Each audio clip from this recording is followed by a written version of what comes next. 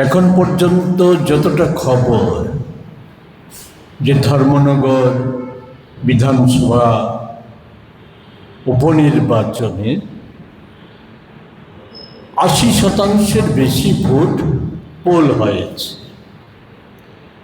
যেটা আমাদের দেশে এবং রাজ্যে,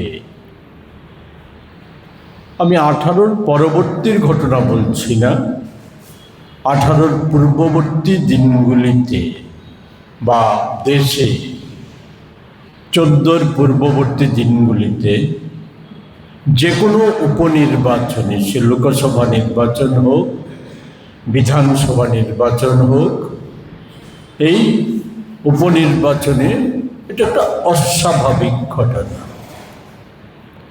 যাই হোক, আমরা নির্বাচন অবাধ এবং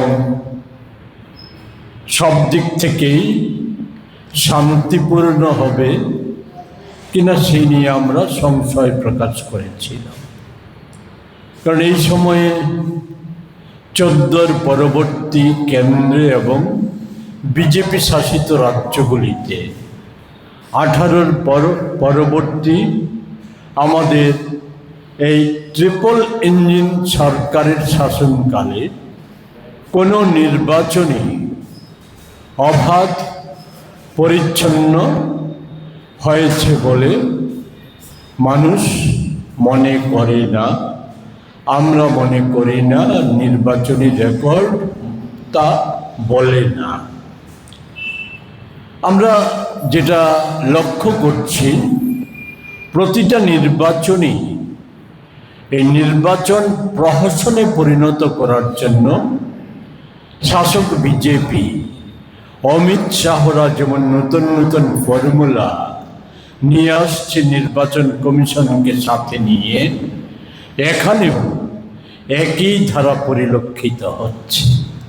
এটা ধর্মনগর উপনির্বাচনে, সেখানে বক্সনগর বা ধনপুরের নির্বাচনের মতো কোনো ঘটনা না ঘটলে পরেও এই নির্বাচনে প্রহসনাত্মক নির্বাচন, এ কারণে বলছি, নির্বাচনে ভোটার লিস্ট তৈরি থেকে শুরু করে এই সময়ে গতকাল রাত্রি পর্যন্ত বিধিনিষেধ।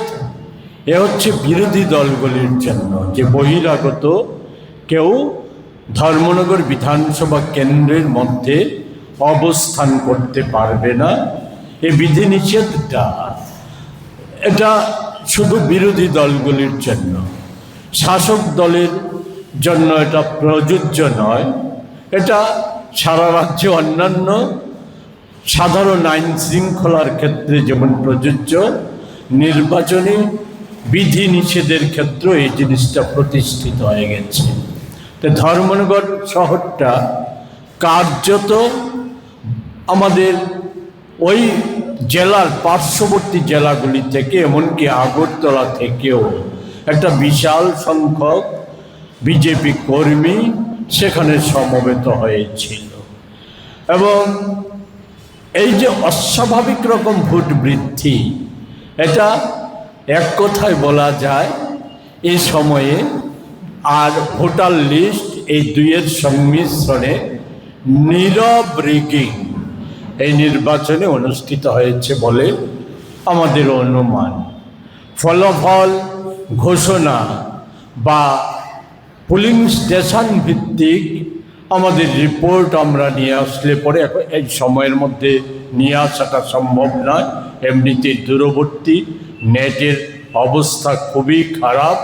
আমরা বিকেল 3টার পর একটা দীর্ঘ সময় নেটে কোনো রকম কাজ করিনি, আমরা সার্বিক খবর সংগ্রহ করতে পারিনি। আপনাদের কি অভিজ্ঞতা আমাদের জানা নেই।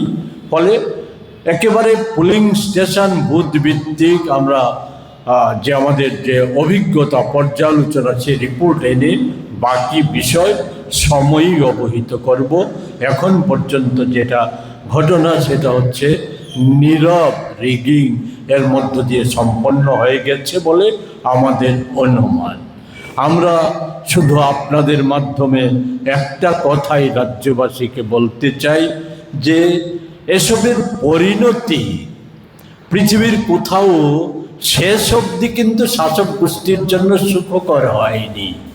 এটা যেমন পৃথিবীতে হিটলার মুসলিনের ক্ষেত্রে প্রমাণিত হয়েছে, আমাদের দেশে আমাদের রাজ্য, আমি বিশদে আর বলবো না, আমাদের রাজ্যেও তা প্রমাণিত হয়েছে, তার নজির আছে। ফলে এটা ভাবার কোনো রকম কারণ নেই। কংগ্রেস, প্রদেশ কংগ্রেস, আমরা এই অবস্থাটাকে দীর্ঘদিন আমরা অনুমোদন দিয়ে রাখব।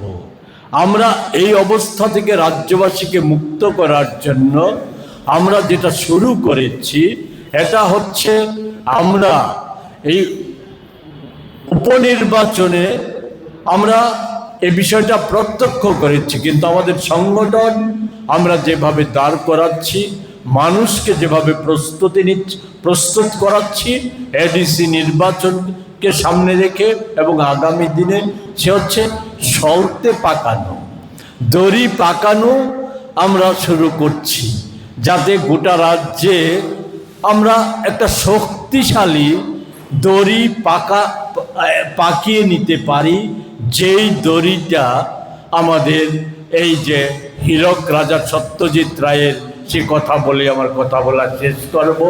একটা সময় ছিল, যায় যদি যাক প্রাণ, হীরকের রাজা ভগবান। মোদিজি এবং আমাদের রাজ্য সরকার এটাই মনে করছে, কিন্তু আমরা যে সলতে পাকাচ্ছি, এতে যে দড়িটা তৈরি হবে, নিশ্চিতভাবে আমরা আপনাদের মাধ্যমে এই রাজ্যে পরিবর্তনকামী মানুষকে আমরা ভরসা যোগাতে চাই। লক্ষ্যে স্থির থাকুন।